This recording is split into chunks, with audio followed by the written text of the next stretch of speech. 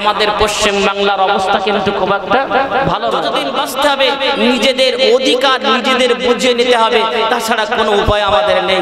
আপনার হয়ে কেউ কথা বলবে না, সবাই আপনাকে বলবে আমরা আপনার পাশে চুপ করে থাকেন। এই চুপ করে থেকে থেকে থেকে থেকে পিঠের ডাল থেকে গেছে, এখন ডাল পড়ে যাচ্ছে, আমরাও পড়ে যাচ্ছি, ধরার লোক নেই, কেউ আমাদের বাঁচাবে না। এ কথা বললেই খারাপ, এ কথা বললেই দোষ। আর মুসলমানরা কবে বুঝবে এটাই বুঝতে পারি। বিশেষ করে যারা দেবের বই দেখো, এমনি তো দেখা হারাম, এর পরেও যারা দেখবে তারা নিঃসন্দেহে মুসলমান নাই, মুসলমান নাই, মুনাফিক মুনাফিক। এরা মরে গেলে এদের ইমাম সাহেবদের জানাজাও পড়া হয়। সে ওয়াকফ বিলের বিরুদ্ধে ভোট তো দূরের কথা, সে সংসদে পর্যন্ত যায় নাই, রাজ্যের 3টে এমপি। সুতরাং এদেরকে আমরা বয়কট করব। এদের ফিল্ম যারা দেখবে, ওরা যদি মারা যায় তো তাদেরকে মাটি দেওয়া মুসলমানদের হারাম হয়ে যাবে। সেই দিন কিন্তু বেশি দূরে নয়, একেবারে আমাদের সন্নিকট, একেবারে আমাদের নিকটবর্তী। মুসলমান যদি ঐক্যবদ্ধ না হয়, মুসলমান যদি একতা না হয়ে যায়, আমাদের জীবনটা বিপন্ন হয়ে যাবে।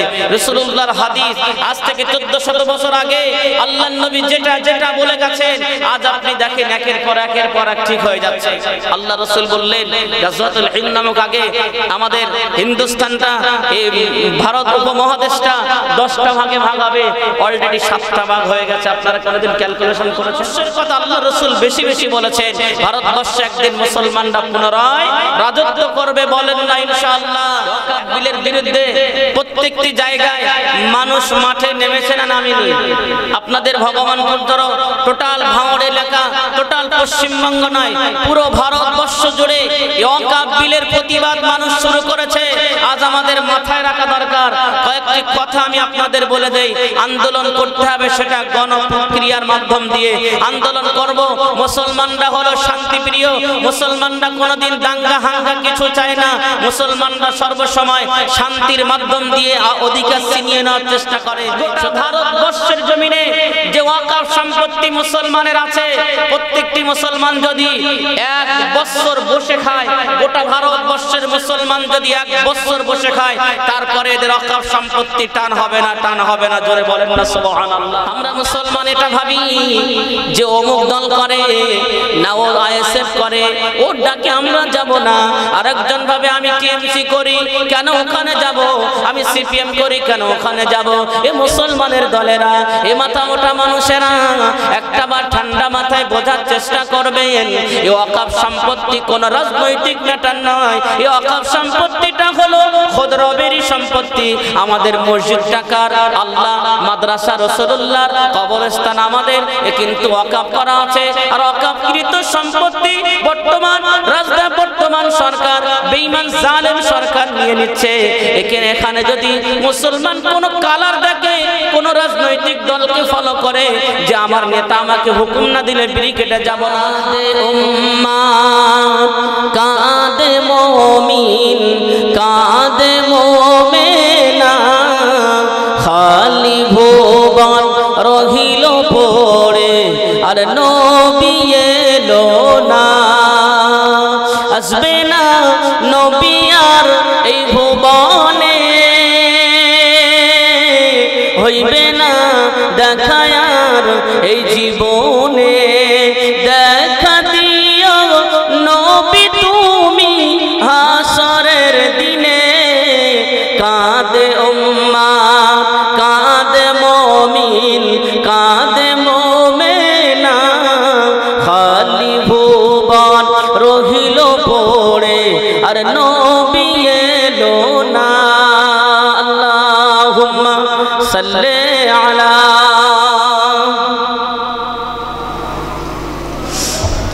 ওয়া আলা আলি সাইয়্যিদিনা।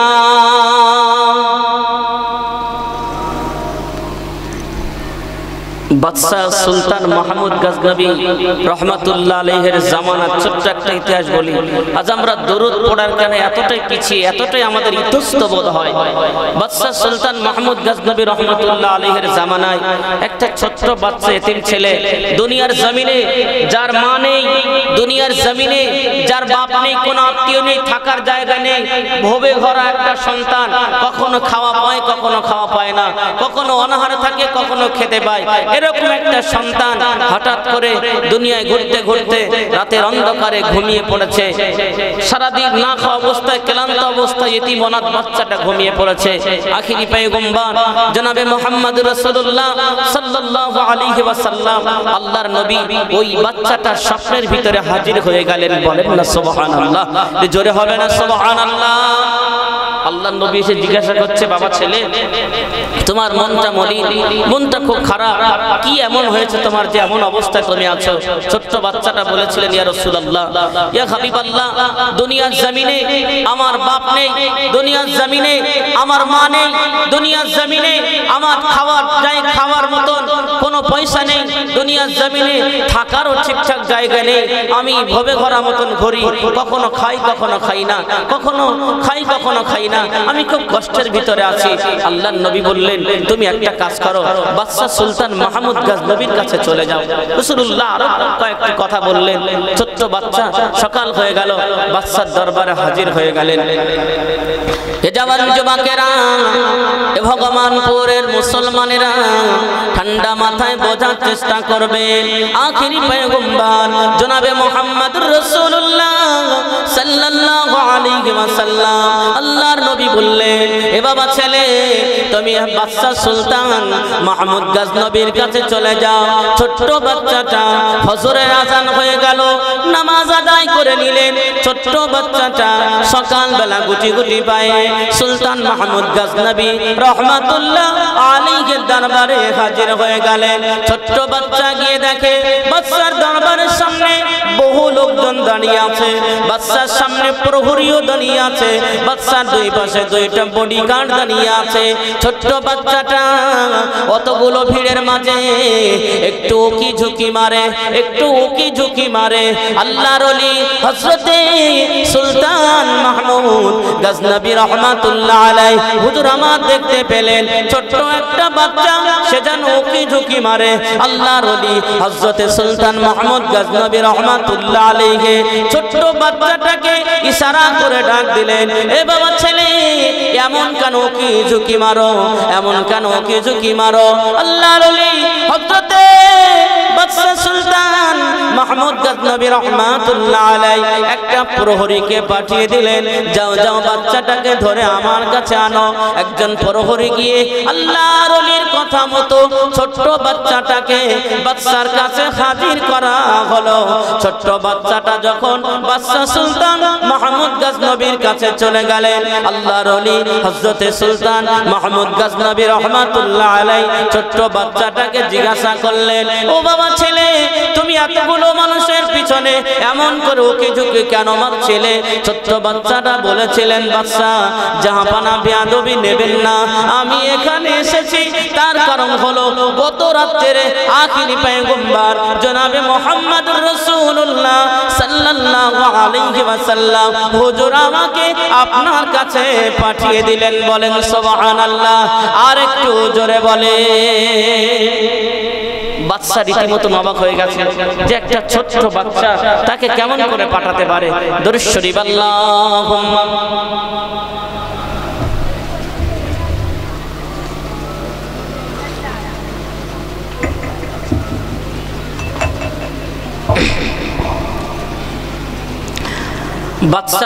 বাচ্চার দিকে তাকিয়ে অবাক, একটা ছোট্ট বাচ্চা রাসূলুল্লাহর কাছে, রাসূলুল্লাহ তার স্বপ্ন দেখিয়েছে এবং আমার কাছে আসতে বলেছে, আমার কাছে সাহায্য চাইতে বলেছে, নিঃসন্দেহের প্রমাণ আমার লাগবে। হে জওয়ান যুবকেরা, ঠান্ডা মাথায় বোঝার চেষ্টা করবেন বাবা। ওই সময় বাদশা বলেছিলেন, এ বাবা ছেলে শুনে রেখে দাও, তুমি যে আমাকে বললে আখিরি পয়গম্বর জনাবে মুহাম্মদুর রাসূলুল্লাহ সাল্লাল্লাহু আলাইহি ওয়াসাল্লাম তোমার স্বপ্নের ভিতরে এসেছিল, কিন্তু আমি কেমন করে বুঝবো যে রাসূলুল্লাহ তোমার স্বপ্নে এসেছে? তার প্রমাণ কি তোমার কাছে আছে? তার কোন উদাহরণ তুমি দিতে পারবে? কোন সাক্ষী তুমি দিতে পারবে?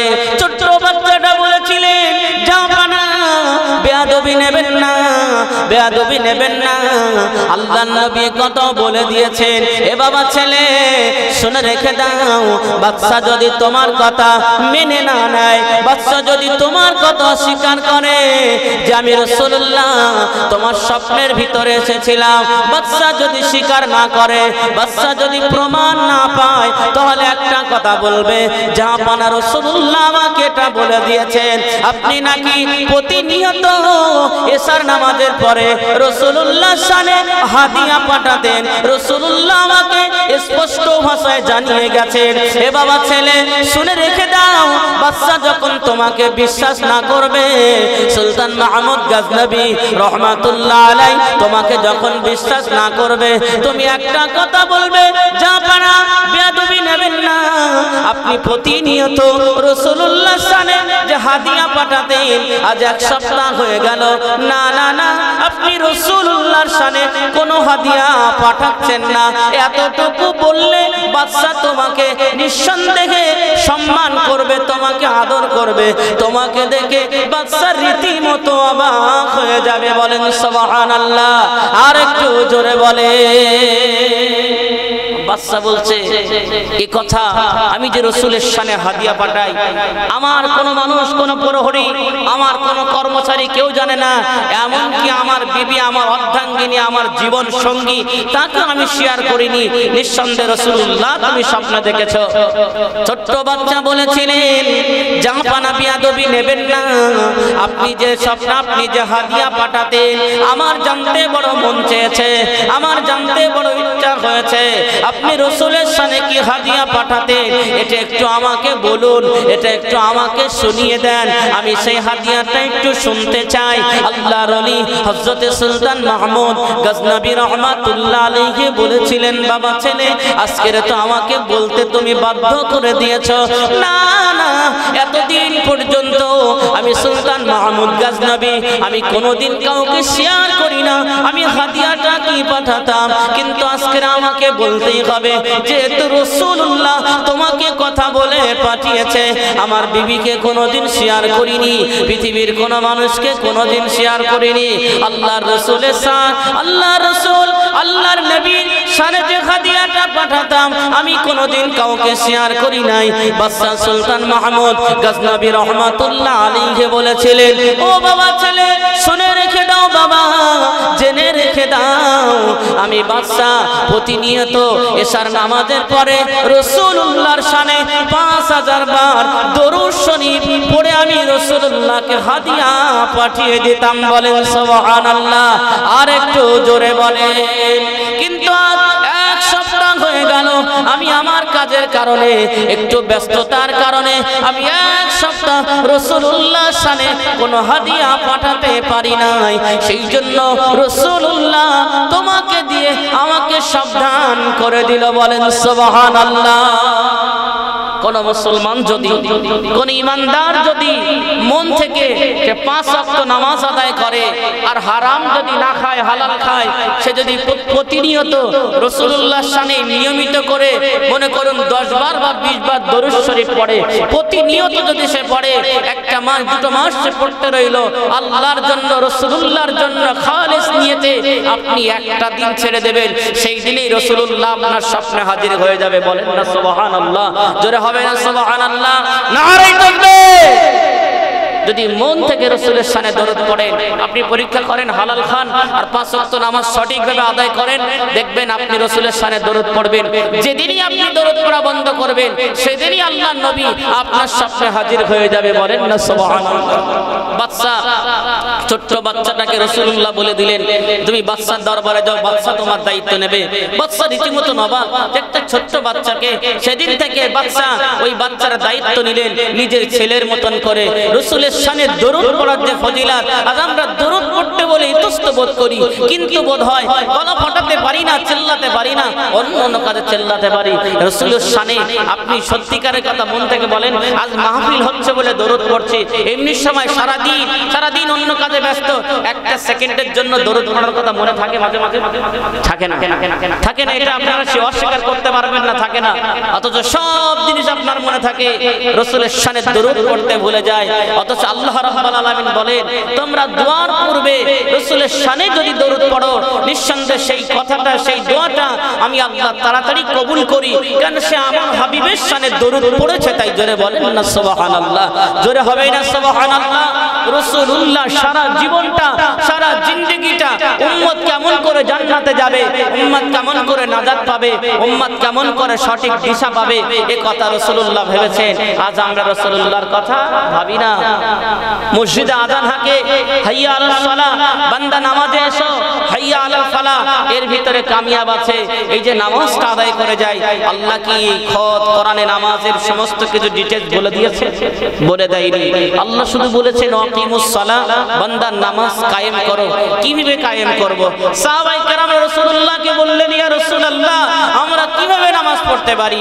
আল্লাহর নবী বললেন আরকাউ মা'আর রাকিঈন, হে আমার সাহাবীরা আমি রাসূলুল্লাহ যেমন করে রুকু করব সিজদা করব তোমরা সবাই আমার অনুসরণ করো। জোরে বলেন না সুবহানাল্লাহ।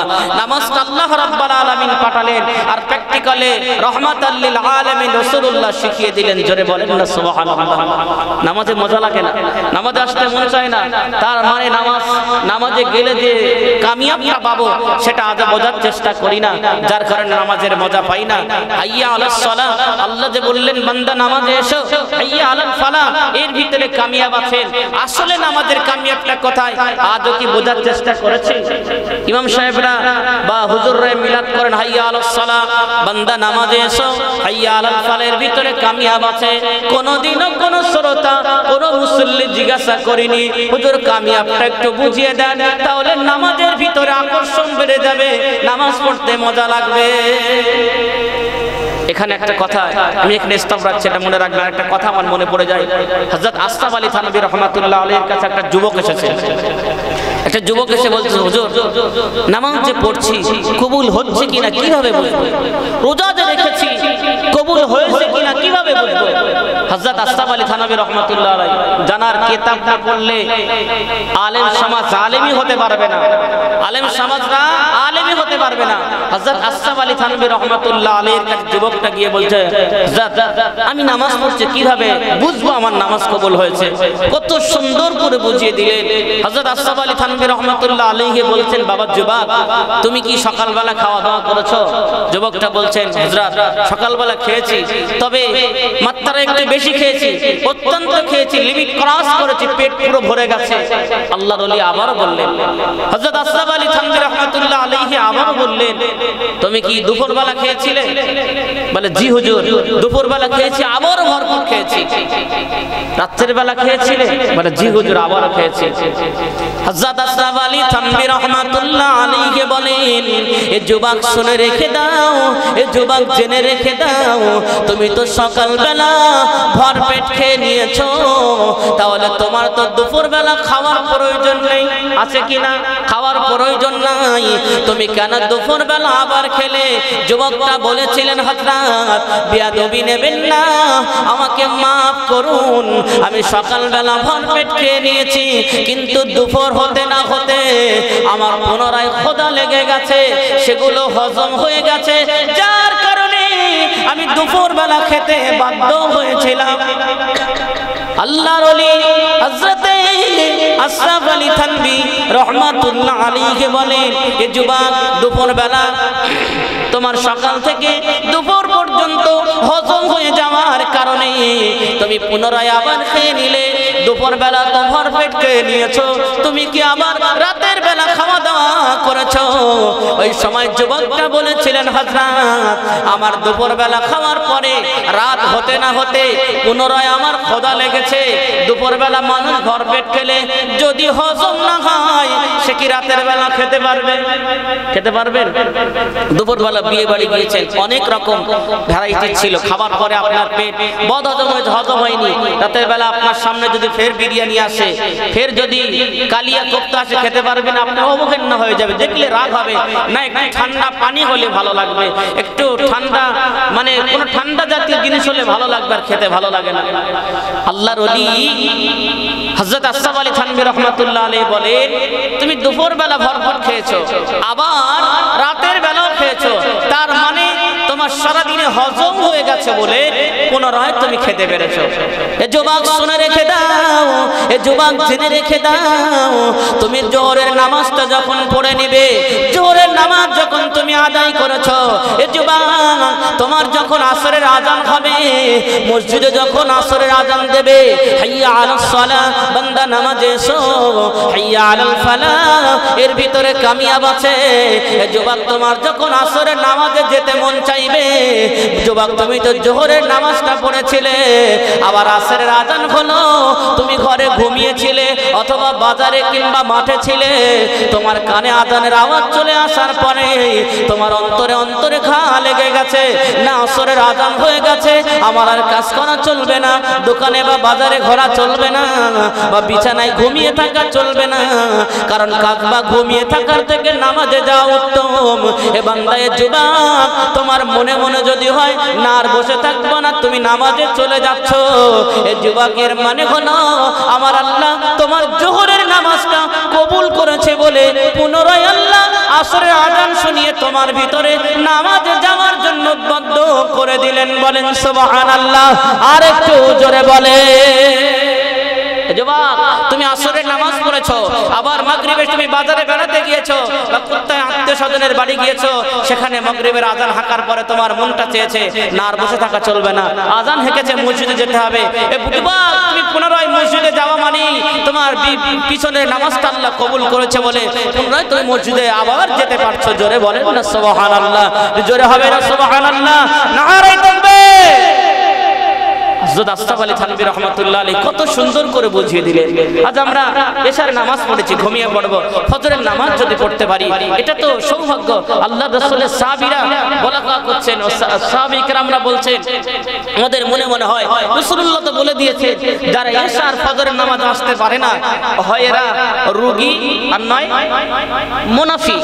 কারণ কোন মানুষ রোগী যদি হয়ে যায়, অসুস্থ হয়ে যায়, অসুস্থ মানুষকে তো রোগী বলা হয়, তারা তো মসজিদে যেতে পারবে না বা নামাজ পড়তে পারে না, রোগীরা।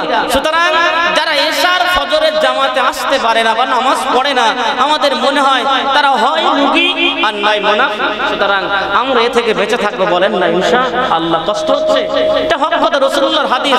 মানলে আবু বকর, না মানলে আবু জাহেল, মানলে ইমানদার, না মানলে বেঈমান। সুতরাং রাসূলুল্লাহর কথাটা আমাদের মেনে চলা দরকার। আমরা কি করি, কিছু কিছু আমল রাসূলুল্লাহ সোজা সাপটা আমাদের আমল শিখিয়েছে, আর আমরা বেঁকা করে নিয়েছি, অথচ কাজে আসে না। একটা জায়গা মনে করুন আমি পাকাবল বাজারে যাব, এই ভগবানপুর থেকে সোজা রাস্তা আছে না নাই? তাহলে যদি আমি এখান থেকে ঘুরে ঘুরে যাই আরো ক্ষতি হবে, মানে লেট হবে, দেরি হবে, আবার না পৌঁছাতে পারলে যে জিনিসটার জন্য যাও সে জিনিসটা পাবো না। রাসূলুল্লাহ আমাদের সোজা আমল শিখিয়েছেন, আর আমরা বেঁকা আমল করতে গিয়ে একুল ওকুল দুকুল হারিয়ে না আল্লাহর হুকুম পালন করলাম, না নিজেদের জন্য কিছু করতে হবে, সব বেকার হয়ে গেল। তার মানে আমি বোঝাতে চাচ্ছি কি একটু বোঝেন। মনে করুন শবে বরাতের রাত্রে বা লাইলাতুল কদরের রাত্রে আমরা ইবাদত করি। অনেক যুবক আছে, অনেক মানুষ আছে, দেখবেন শবে বরাতে ইমাম সাহেব হেঁকে দিল 7টা থেকে কবর জিয়ারত হবে। কটা থেকে? 7টা থেকে। বোঝার চেষ্টা করবেন রাসূলুল্লাহর আমল বাদ দিয়ে নিজেদের মন গড়া আমল করতে গিয়ে কত কিছু থেকে আমরা বঞ্চিত হয়ে যাচ্ছি। তো 7টা থেকে কবর জিয়ারত, আলহামদুলিল্লাহ জিয়ারত করা সুন্নাহ, রাসূলুল্লাহ করেছেন, আমরাও করব। কেউ যদি বিরোধিতা করে তাদেরকে আমরা মানব না ইনশাআল্লাহ। তো 7টা থেকে জিয়ারত করতে করতে মনে করুন 11টা বেজে গেছে। 11টা বেজে যাওয়ার পরে ইমাম সাহেব বলছে অনেক রাত হয়ে চলে এসে নামাজটা পড়ি।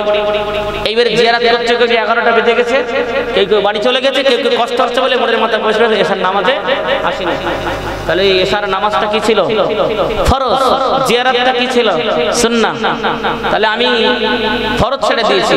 আবার কিছু মায়েরা আছে সারাদিন রুটি হালুয়া বানিয়ে বানিয়ে এশার নামাজও পড়লো না। এশার নামাজের আনতে গিয়ে যাই করে এশার নামাজ পড়ে 50 টাকা 60 টাকা করে নফল নামাজ পড়েছে। যেই 2 আড়াইটা বেজে গেছে, ঘুম ধরে সারাদিন কষ্ট তো, ক্লান্ত রুটি হালুয়া করে করে কি হয়েছে, ক্লান্ত হয়ে গেছে, শুয়ে পড়েছে, ফজরের নামাজ কাজা। অথচ 50 টাকার নফল নামাজ পড়েছে, এশার নামাজ পড়েনি। যদিও এশার নামাজ পড়েছে, রাত 2টা আড়াইটা পর্যন্ত নফল নামাজ পড়েছে, ফজরের নামাজ না পড়ে ঘুমিয়ে গেছে। ইবাদত কেমন জানেন? একজন ব্যক্তিকে মাথায় পাগড়ি বেঁধে দিয়ে আর ন্যাংটো করে দিলে যেমন দেখায়, এই ইবাদতটা ঠিক তেমন। এ জওয়ান যুবকেরা ভুল আমায় বুঝবেন না বাবা। আল্লাহর নবী বললেন, ও আমার সাহাবীরা, ও আমার উম্মত উম্মতিরা তোমরা এশার নামাজ জামাতে আদায় করো আর তোমরা ঘুমিয়ে যাও ফজরের নামাজটা জামাতে আদায় করো তাহলে তোমরা যদি এশার নামাজটা জামাতে পড়ো অর্ধেক রাত দাঁড়িয়ে দাঁড়িয়ে নফল ইবাদতের সওয়াব তোমাদের নামে আমলে যাবে আর তোমরা ফজরের নামাজটা জামাতে আদায় করলে এবং তোমরা সারা রাত ঘুমিয়েছিলে এশার নামাজ পড়ে ঘুমিয়ে পড়ো ফজরের নামাজটা জামাতে পড়ো তাহলে সারা রাত দাঁড়িয়ে দাঁড়িয়ে যারা নফল নামাজ পড়বে এদের থেকে তোমাদের ঘুমিয়ে থাকাটা ইবাদতে গণ্য হয়ে যাবে বলেন সুবহানাল্লাহ রাসূলুল্লাহর আমলটা সহজ না আমাদের মন গড়া আমল সহজ রাসূলুল্লাহ বলেছে তোমরা এশার নামাজ জামাতে পড়ো ফজরের নামাজ জামাতে পড়ো মধ্যখানে শুয়ে ঘুমিয়ে যাও তাহলে সারা রাত দাঁড়িয়ে দাঁড়িয়ে একজন মানুষ নফল ইবাদত করছে সে যে সওয়াব পাবে আপনি ঘুমিয়ে ঘুমিয়ে সেই সওয়াব পাবেন জোরে বলেন না সুবহানাল্লাহ তাই বলে আমি আপনাদের নফল নামাজ পড়তে কি বারণ করছি বারণ করিনি পড়বেন ফজরের নামাজটা বাদ দিয়ে নাই আমাদের যুবকেরা কবর জিয়ারত করে দেরি হয়ে যায় এই চল একটু খৈনি খেয়ে নেই একটু বিড়ি আর একটু খৈনি খাতে গিয়ে এসে নামাজ ছেড়ে গেছে হেস নামাজ শুরু হয়ে গেছে ফের এক লাখ পড়তে হবে যাবো না চল হুজুর আসলে ফের জিয়ারত করবো মালগুলো ফের শুয়ে পড়লো ফজরের নামাজ কাজা মানে মাথায় পাগড়ি বাঁধে আংটি ঘুরে বেড়াচ্ছে কোনো কাজে আসবে না ভাইরা আমার রাসূলুল্লাহর কথা মতো হাদিস মতো যদি আমল না করতে পারি সারা জীবন আমল করতেই থাকবো জীবনটা পার হয়ে যাবে পরীক্ষার খাতায় থাকবো 000 কোনো পয়েন্ট আসবে না সুতরাং আমল যদি করতে সঠিকভাবে করব জামান যুবকেরা আমার আপনার নবী সারা জীবন আমাদের কথা চিন্তা করেছে সারা জীবন আমাদের কথা ভেবেছে বিশ্ব নবী আমার মসজিদুন নববীতে বসে আছেন সাহাবায়ে কেরামদেরকে বলছেন ও আমার সাহাবীরা ও আমার সাহাবায়ে কেরামেরা আমি রাসূলুল্লাহর মনে মনে হয় আমার উম্মতেরা কেমন করে জান্নাতে যাবে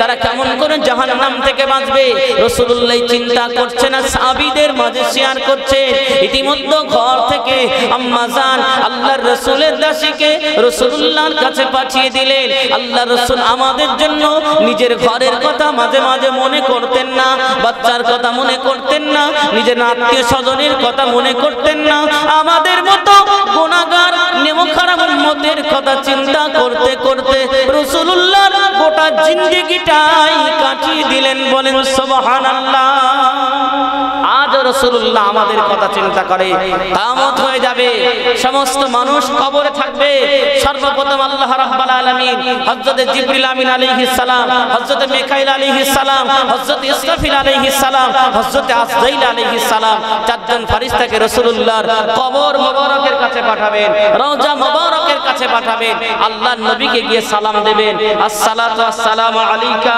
ইয়া রাসূলুল্লাহ আসসালাতু আসসালামু আলাইকা ইয়া হাবিবাল্লাহ হুজুর একটু ওঠেন আল্লাহ আপনাকে ডেকেছেন জোরে বলেন না সুবহানাল্লাহ এ জামান জুমাকেরা চারজন ফেরেশতার ভিতরে হযরত জিবরিল আমিন আলাইহিস সালাম রাসূলুল্লাহকে গিয়ে সালাম দেবেন আসসালাতু আসসালামু আলাইকা ইয়া রাসূলুল্লাহ ইয়া হাবিবাল্লাহ হুজুর আপনাকে কিয়ামতের ময়দানে যেতে হবে আল্লাহর নবী চোখটা মুছতে মুছতে উঠবে আল্লাহর নবী কবর মোবারক থেকে উঠে সর্বপ্রথমে হযরত জিবরিল আমিনকে জিজ্ঞাসা করবে ও ভাই জিবরাইল আপনি আমাকে ডাকতে এসেছেন আমাকে কিয়ামতের ময়দানে নিয়ে যাবেন না না রাসূলুল্লাহ কোন কথা নিজের নাতিদের কথা বলেননি হযরত হাসান হুসাইনের কথা বলেননি আম্মা জান ফাতেমা রাদিয়াল্লাহু আনহার কথা বলেননি সাহাবীদের কথা বলেননি আল্লাহ নবী সর্বপ্রথমে বলেছিলেন ও ভাই জিবরাইল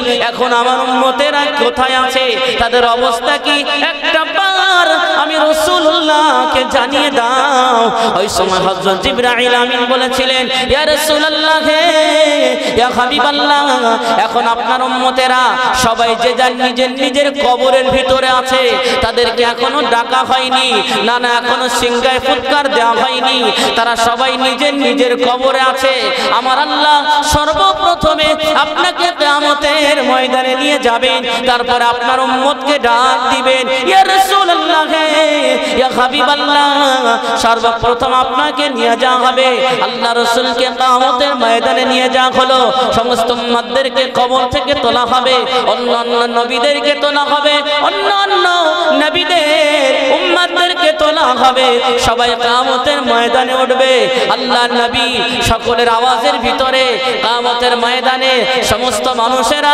একটাই আওয়াজ দিবে দিবেন, একটাই আওয়াজ করবেন, একটাই আওয়াজ করবেন, ইয়া নাফসি ইয়া নাফসি। আল্লাহ আমার উপায় কি হবে? এতগুলো আওয়াজের ভিতরে, এতগুলো সাউন্ডের ভিতরে, এতগুলো নাফসি নাফসির ভিতরে একটা করুণ আওয়াজ ভেসে আসবে, একটা মায়াবী আওয়াজ ভেসে আসবে, একটা করুণ শব্দ ভেসে আসবে। সেই শব্দটার ভিতরে এই আওয়াজটাই থাকবে, ইয়া হাবলি উম্মতি ইয়া হাবলি উম্মতি। আল্লাহ আমার উম্মতের উপায় কি হবে? জোরে বলেন সুবহানাল্লাহ, আর একটু জোরে বলেন।